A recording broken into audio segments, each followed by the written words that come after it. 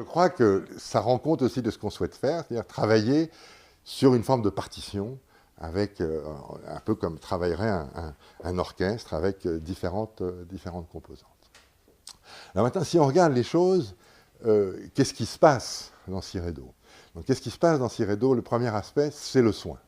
C'est les enfants atteints de cancer et leur donner les meilleurs soins qui existent actuellement, à la fois soins pour leur cancer, mais aussi soins autour d'eux-mêmes, de leur famille, de tout ce qui entoure un enfant malade. Et ça, c'est important parce que, je dis souvent, l'oncologie pédiatrique, c'est comment dire, un paradigme pour les succès de la médecine et pour le chemin qui reste à faire.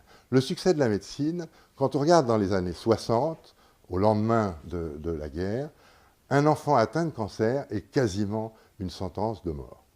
5 à 10% à l'époque, et uniquement les enfants qui peuvent avoir une chirurgie, vont être guéris de leur cancer.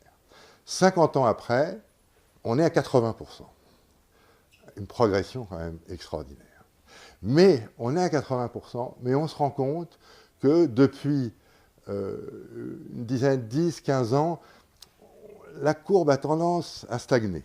La progression est plus lente. Pourquoi la progression est plus lente? Parce qu'en 50 ans, on a appris à combiner les 3 thérapies des cancers de l'enfant, donc principalement la chimiothérapie, la chirurgie et la radiothérapie, et puis les différentes drogues de chimiothérapie. Il y a eu énormément d'essais cliniques qui ont comparé des protocoles entre eux et qui sont arrivés à une forme d'optimisation de ces protocoles pour arriver à 80%.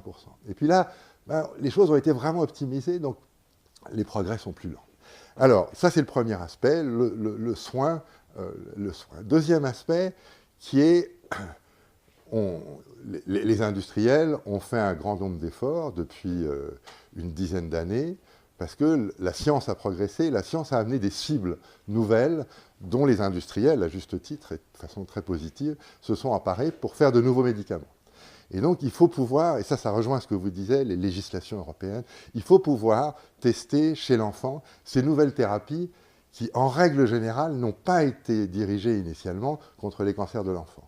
Ils ont été dirigés contre plutôt des cancers fréquents de l'adulte, pour des raisons strictement économiques, mais un certain nombre de ces drogues peuvent avoir aussi une efficacité sur les cibles chez les cancers de l'enfant. Et ça, il faut absolument, c'est le domaine de la recherche clinique, de la recherche translationnelle, d'identifier des bons biomarqueurs qui permettent d'adapter ces nouvelles drogues en complément éventuellement de ce qui existe déjà, mais pour augmenter ce plafond de verre un peu actuellement à 80%. Et là, vous allez en entendre parler avec ce dont va parler Gudrun Schleiermacher. C'est cette recherche directement axée sur les prélèvements des patients, étudiée de façon très multiparamétrique pour essayer de comprendre ce qui se passe, comment interagissent différents biomarqueurs et trouver des biomarqueurs qui permettent d'apprécier la réponse à